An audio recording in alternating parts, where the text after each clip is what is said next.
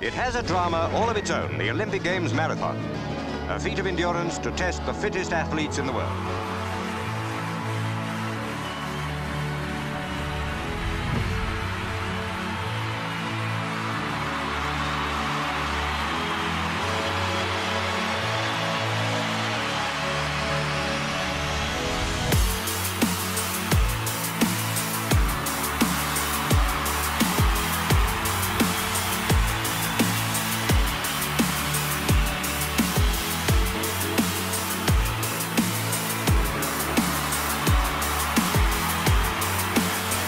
Winner of the last Olympics, Bekele Ebebe of Ethiopia, looks likely to repeat that trial, but it's too early to make any predictions.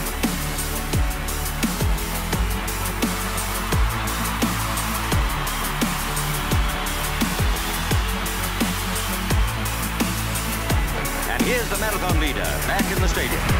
It's Bekele Ebebe, as was expected, looking fresh enough as he crosses the line to run the distance again. The great Ethiopian is the first man ever to win the marathon twice.